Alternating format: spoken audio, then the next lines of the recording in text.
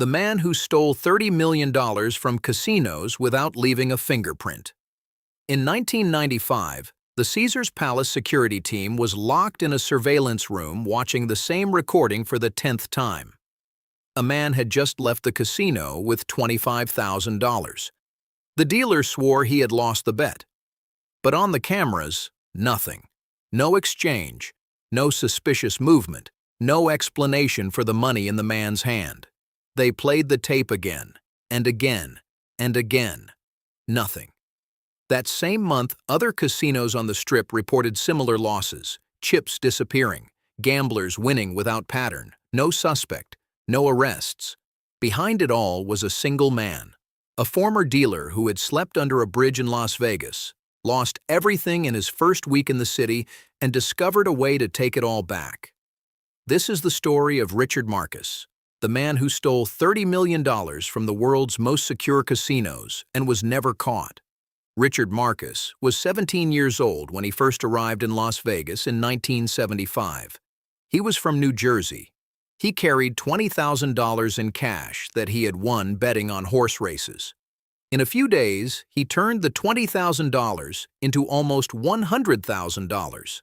Then, in a single night, his luck turned. Bet after bet, everything went wrong. When the sun rose, nothing was left. He sold his convertible Mustang. He lost that money too, trying to recover what was gone. The hotel called security and threw him out on the street. Richard Marcus, 17 years old, went to sleep under a bridge on Tropicana Avenue. For weeks, he spent begging for change from strangers. One night a fight broke out near him, and he got hit in the head with a bottle. He fell bleeding onto the asphalt, broken and hungry, with the neon lights of Las Vegas flashing a few blocks away. At that moment, he made a promise to himself, never again to be so powerless. Days later, he stole clothes from a store, got dressed up, and showed up at the Four Queens Casino as a blackjack dealer. No resume, just talk. It worked. But working at the casino only worsened his frustration. Every night he saw gamblers win in minutes what would take a month to earn. The anger grew shift after shift. That's when a man started showing up at the end of his shifts, waiting for him. Well-dressed, calm, no hurry. One night, he stopped Richard at the exit. "I've been watching you work. You're smart, but you're wasting your time here." Richard asked who he was. The man said, "You can call me Mr. C. If you want to make real money, meet me tomorrow."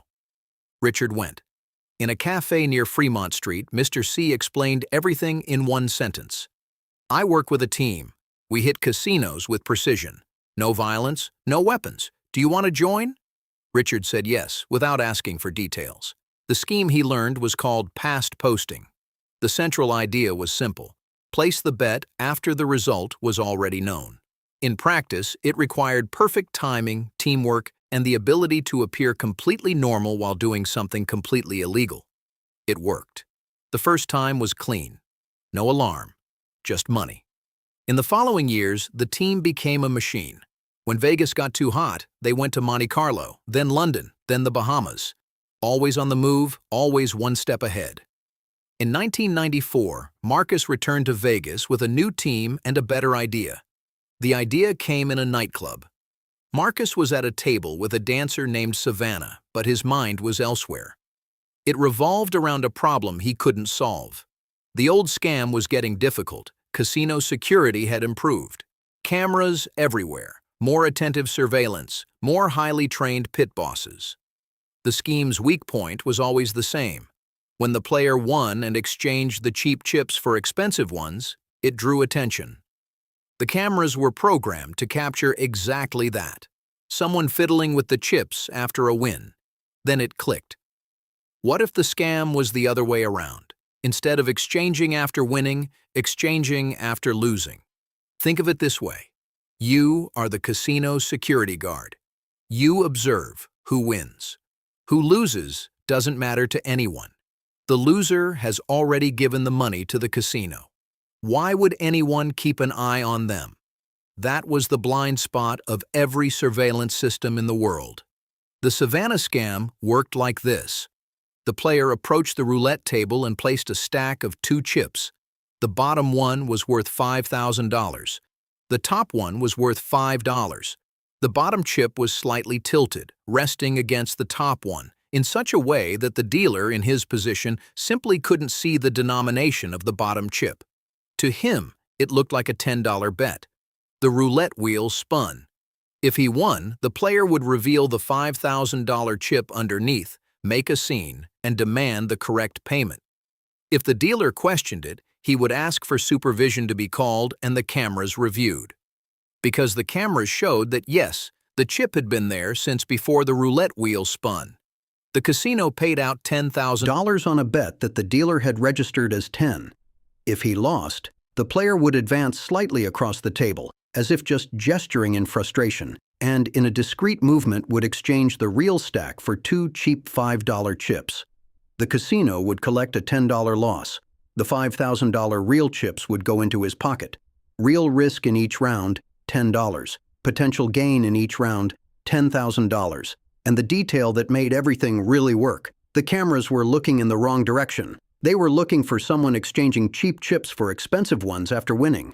Never the other way around. Never the loser doing anything. Marcus had found the blind spot of all the security systems at the same time. The name of the scam became Savannah, in honor of the dancer who was next to him when the idea clicked. She never found out. The first night at Caesar's Palace was a statement. Pat Mallory, the team player, entered in a suit, slightly unsteady. Marcus stood in the back observing the flow. The roulette wheel spun. Pat leaned over. The ball stopped. The bet lost. Pat stepped slightly across the table, changed the stack. The dealer saw nothing. At the end of the night, after repeating it several tables, the team had over $100,000 in real chips in their pockets, all from lost bets. In the following months, they went to the Mirage, the Bellagio, Bally's, always with bets moderate enough not to trigger a general alert. In 4 months, they cleaned out over $3 million. Security was desperate. Hours of recordings showed nothing, because they were looking for the wrong thing. Then came the night that almost destroyed everything. Pat was in the middle of a hand at Bally's when the head table manager noticed something, not enough to be sure, but enough to put his hand on Pat's shoulder and calmly ask, "What was that?" Pat stayed in character, drunk, confused, smiling, completely bewildered. The boss didn't buy it. He called for backup. In seconds, 2 security guards were at the table. Marcus and Abramowitz watched from the other side of the casino, powerless to do anything. Pat asked to go to the bathroom. Strangely, they let him. Inside the bathroom, Pat locked the stall, took off his suit and pants, and revealed a second outfit underneath. Simple. No trace of a high-stakes gambler. He stuffed the clothes in a bag, left through the side entrance, and disappeared into the Las Vegas night. The boss returned to the roulette table looking for a man in a suit who had vanished. No player, no chips, no evidence, no arrest. The team reduced the volume after that. Smaller bets, shorter sessions, discreet exits. They stopped chasing the big score and became regulars. People who win sometimes, lose sometimes, never make a scene. Inside, they were laundering thousands of dollars a week. Outside, they were ordinary customers. One night at Caesar's, a head waiter pulled Marcus into a small room. They searched his pockets. They watched the recording with him in front of them. They asked him questions for hours. The cameras showed a man placing a bet, the roulette wheel spinning, the stack disappearing. No payout, no visible exchange, just a normal loss. The head waiter came back and said, "You're free to go, but we don't want to see you here again."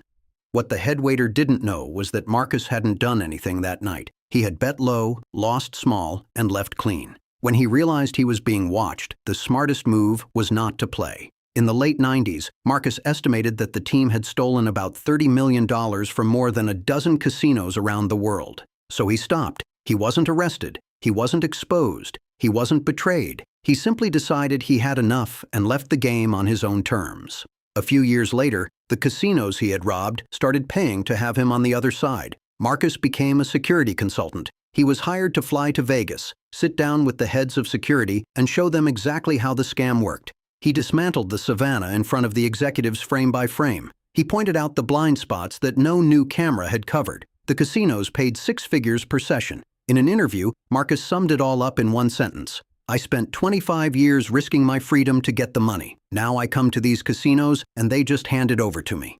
The man who had slept under a bridge at the Tropicana came out of the story richer than he went in, twice.